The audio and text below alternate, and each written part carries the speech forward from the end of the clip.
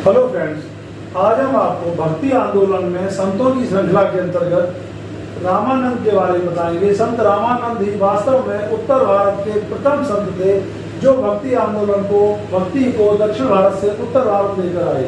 इनका जन्म 1299 में प्रयागराज में कानपुर ब्राह्मण परिवार में होता है और इनकी प्रारंभिक शिक्षा और दीक्षा काशी में संपन्न हुई थी। काशी में जो इनके गुरु थे स्वामी राघवानंद थे। राघवानंद से इन्होंने श्री संप्रदाय की दीक्षा ली। भक्ति मोक्ष का एकमात्र साधन है इनका मानना था और इन्होंने राधा कृष्ण के स्थान पर राम और सीता की भक्ति पर जोर दिया। राम और सीता को भक्ति के लिए चुना और हम देखते हैं कि ईश्वर प्राप्ति हेतु इन्होंने पूर्ण भक्ति और अनुराग पर बल दिया। ईश्वर के प्रति पूर्ण भक्ति और अनुराग पर बल दिया। इन्होंने ईश्वर को सगुण माना है और ईश्वर की राम के रूप में पूजा की है। हम देखते हैं ब्राह्मणों की प्रभुता को इन्होंने अस्वीकार करते हुए, ब्राह्मणों के धर्म पर, धार्मिक क्षेत्र पर वर्चस्व को अस्वीकार करते हुए सभी जातियों के लिए इन्होंने भक्ति के द्वार खोल दिए हैं। वास्तव में ये प्रथम संत थे उत्तर भारत में। इन्होंने सभी जातियों के सदस्यों को अपना शिष्य बनाया है और इनके जो प्रमुख शिष्य हैं उनकी संख्या 12 मानी जाती है। इनमें अनंत, सुखानंद, सुरसुरानंद, नरहरियानंद, भावानंद, इसके अलावा धन्ना, पीपा, रैदास, कबीर, ये काफी प्रसिद्ध हैं और पद्मावती, सुरसरी। हम देखते हैं कि इन्होंने सभी जातियों के जो शिष्य बनाए हैं उनमें रैदास और कबीर काफी प्रसिद्ध हैं। इसके अलावा हम देखते हैं इन्होंने स्त्रियों के लिए भी भक्ति के द्वार खोल दिए हैं, ईश्वर की आराधना के द्वार खोल दिए हैं। पद्मावती और सुरसरी इनकी शिष्याओं में से थी।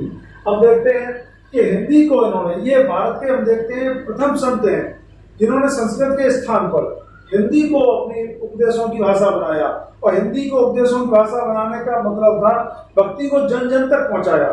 उत्तर भारत में तो लेकर ये आए ही हैं भक्ति को दक्षिण से उत्तर में, और उत्तर भारत में लेकर इन्होंने हिंदी को जो जनभाषा को इन्होंने उपदेशों की भाषा बनाया है। इससे वास्तव में जन सामान्य तक, जन जन तक भक्ति आंदोलन पहुंच सका।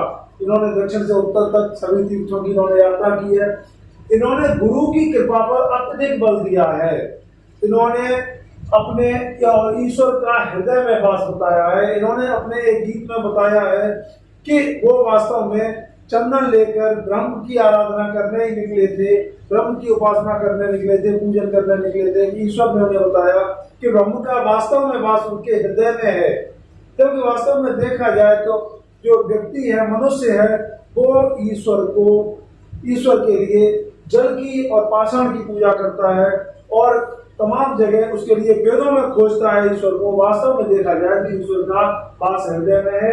ये इनके गुरु ने बताया और इनके जो महान सिद्धांत थे, ईश्वर के प्रति पूर्ण प्रेम और दूसरा है मानव बंधुत्व में विश्वास। इन दोनों से इन्होंने वास्तव में एक लोकप्रिय, एक जनभावना को संतुष्ट किया और सही मायने में इन्होंने क्या किया है, इनके संप्रदाय को रामानंदी संप्रदाय के जाना जाता है, इनके अनुयायियों को। इसके अलावा उत्तर का जो चिंतन दर्शन था योग और ज्ञान का, और दक्षिण का जो चिंतन दर्शन था पूर्ण समर्पण का, प्रपत्ति का, इन दोनों को के बीच में इन्होंने एक समन्वय स्थापित किया है और समन्वय स्थापित करने के साथ ही दोनों को स्वीकार किया, समन्वय स्थापित किया। इस अर्थात इनके अंदर एक समन्वय की भावना थी। और हम देखते हैं कि विभिन्न धार्मिक संप्रदायों के विचारों को इन्होंने ग्रहण किया है और ग्रहण करने के बाद देखते हैं प्रेम और भक्ति को जीवंत बनाया है। इनका मानना था कि जात पात पूछे नहीं कोई, हरि को भजे सो हरि को होई। ये इस विचार में विश्वास रखते थे और इनके जो अनुयायी थे, इनकी मृत्यु के बाद क्या होता है, 2 भागों में इनके अनुयायी विभाजित हो जाते हैं। एक रूढ़िवादी वर्ग बनता है, एक सुधारवादी वर्ग बनता है। रूढ़िवादी वर्ग का प्रतिनिधित्व करते हुए हमें गोस्वामी तुलसीदास जी देखते हैं, जबकि सुधारवादी अनुयायियों का जो वर्ग था उसका प्रतिनिधित्व करते हुए मुझे कबीरदास जी दिखते हैं। और इनका जो एक गीत है वो गुरु ग्रंथ साहिब, आदि ग्रंथ गुरु ग्रंथ साहिब में भी सम्मिलित है।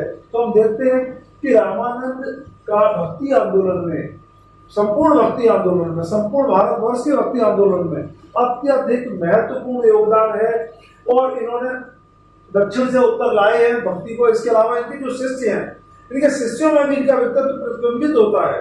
किस तरह से इन्होंने तमाम जातियों के हिस्सों को बनाया अपना, और उसके बाद किस तरीके से जन आंदोलन में परिवर्तित किया भक्ति को। तो हम देखते हैं कि इनका व्यक्तित्व अत्यधिक महान था, अत्यधिक उदार था, और इनकी प्रारंभिक शिक्षा काशी में होने के साथ साथ इन्होंने श्री संप्रदाय की दीक्षा ग्रहण की है। ये एक इम्पोर्टेंट फैक्ट होता है। और इनके अनुयायियों को रामानंदी कहा जाता है, क्योंकि इनके अनुयायी माना जाता है इन्होंने रामानंदी संप्रदाय की स्थापना करी। राम सीता की भक्ति का इन्होंने जोर दिया है, ब्राह्मणों की प्रभुता को अस्वीकार किया है, सभी जातियों के लिए भक्ति का, ईश्वर की आराधना का द्वार खोल दिया है। और जो अपने समय के जो उनके शिष्य थे रैदास और कबीर, जिनका भक्ति आंदोलन में अत्यधिक योगदान है। तो इसके अलावा हम देखते हैं कि इन्होंने जो महान सिद्धांत दिए ईश्वर के प्रति पूर्ण समर्पण का, पूर्ण प्रेम का, मानव बंधुत्व का, इनका आज भी काफी सही मायने में आज की डेट में भी इनकी काफी महत्व है। और इसके बाद हम देखते हैं कि भविष्य में हम इसी तरह से रामानंद की जो महत्वपूर्ण संत शिष्य हैं, प्रमुख संत हैं, उनके बारे में भी आपको बताएंगे। तब तक के लिए धन्यवाद।